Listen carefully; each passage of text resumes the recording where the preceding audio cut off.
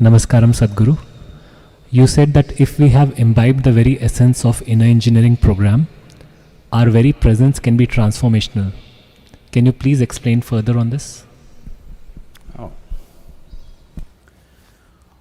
I think a few days ago in this same one of these darshans I spoke about it, maybe didn't dwell on it. I said, Shambhavi Mahamudra is not a practice. It is like, we have a Dhyanalinga temple, somebody goes and sweeps the temple because there's no other ritual to maintain the Dhyanalinga. Somebody sweeps, somebody cleans, somebody maintains the atmosphere. That's all. Are they doing something for the Dhyanalinga? No. They're just doing something for the floor, the atmosphere, stuff like that. So once you have Shambhavi Mahamudra, this is how it is. It is a certain consecration. I've always been saying this, the easiest consecration that you can do is a living human being. It's not for nothing that human being is the peak of evolution on this planet, it's the best material you can find. But the only problem with the human being is, the day when they come for the initiation day, they're blown away and they're, tears of ecstasy flowing.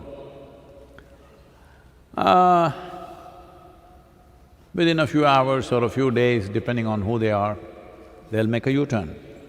Not everybody, but a whole lot of them. Usually, the most derogatory term that they use against me is, oh, this was wonderful, but we have to get back to normal life. This is horribly insulting. They're saying to be peaceful, to be joyful, to be blissful is abnormal, to be miserable, to be worried, to be anxious, to be a lump of nothing is normal. Very derogatory towards me. So because of these silly ideas of their normality, they will make U-turns. They've invested in misery. See, it took me a long time to realize this. When it first happened to me, that I sat like this and I burst into ecstasy, I thought, this is it, I will make the whole world ecstatic. almost 39 years ago now, I made a plan, in 2.5 years' time I will make the whole world ecstatic. Because who will not want it? There is no fool like a young fool. I was 25 and I had hit a gold mine and I knew I can do this because you don't have to do nothing. If you simply sit here without messing with your mind, you will become ecstatic. So I thought, who will not want it? Such a simple thing and so fantastic. Who will not want it? Well, 39 years slowly realizing that people have such investments in their misery. Even if you show them an ecstatic way to live,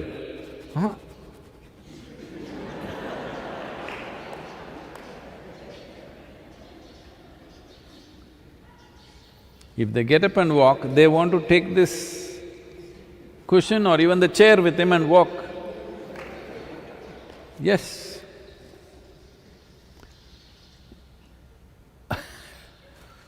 When I initially taught the inner engineering programs, they're just wild. I'm not dressed like this, I'm in a faded denim and a t-shirt, talking wild. My language was not cultured, I could say anything. Walking up and down and,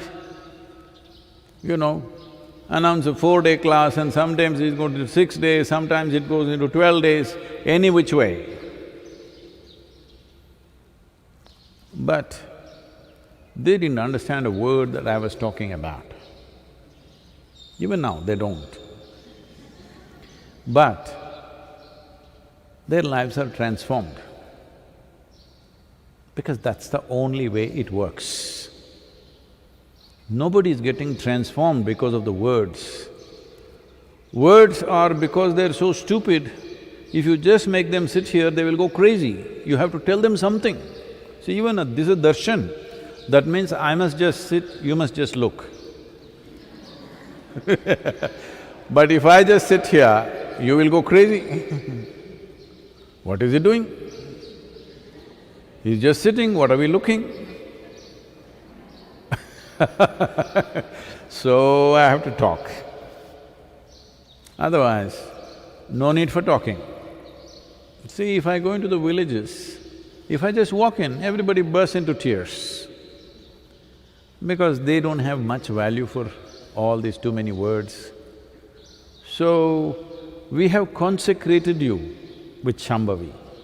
If you live it, you don't have to advertise, do in engineering every day to your wife, to your husband, to your children. Please da, enakaaga pannada, yoga pannada. Poma, enna neenga poi vande enna aiduchu? Because they're not seeing anything. You're saying wonderful things, but they have to see wonderful things, isn't it? When they see you, they must feel, wow, I want to be like this. If that happens, transformation happens.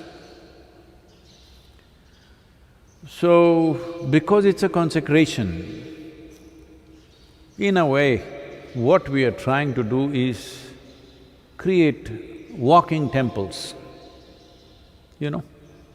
If you build a stone temple, it's only in one place, you can't take it anywhere. Well, Dhyana Linga, if you're willing, because it's a non-physical form, it's available everywhere, but that needs a certain level of receptivity. So that's why we thought we will create millions of walking temples. So when you walk, those of you who are initiated, when you walk anywhere, when you are in your home right now, you must understand you are a temple in your house, you are a temple on the street. You must walk knowing this. People will come to you in a certain way. You don't have to preach anything, you don't have to advertise, you don't have to have inner engineering tattooed on your forehead. None of those things are needed. You simply be truly that you are living, constantly responding in a limitless way, without any sense of boundary. In a level of your emotion, you are like a mother to the world. Don't do anything, simply sit there. People will get transformed, not just people. Plants will respond, animals will respond, everything around you, even inanimate things will reverberate differently, 100%, I'm telling you.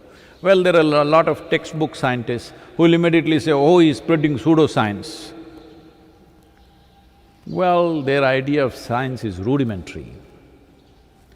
Real scientists will never say such things, because they know what they have explored is a tiny speck. What is unexplored is limitless. So, it doesn't matter who says what. If you just live with these two things, you didn't understand anything else, you just have to keep the atmosphere clean. See, right now there is Dhyanalinga temple, however powerful it may be. If you put filth in front of that temple, even if it's very powerful, people will not go there.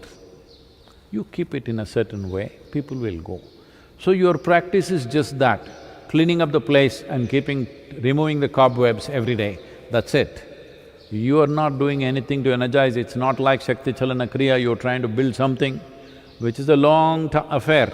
That's why we shifted to Shambhavi, because I didn't see people have neither the perseverance, nor determination, nor commitment to really work to build themselves up to another level, because that's a lot of work. Kriya Yoga is a lot of work. This is why we came to Shambhavi Mahamudra. Mudra means it's already there.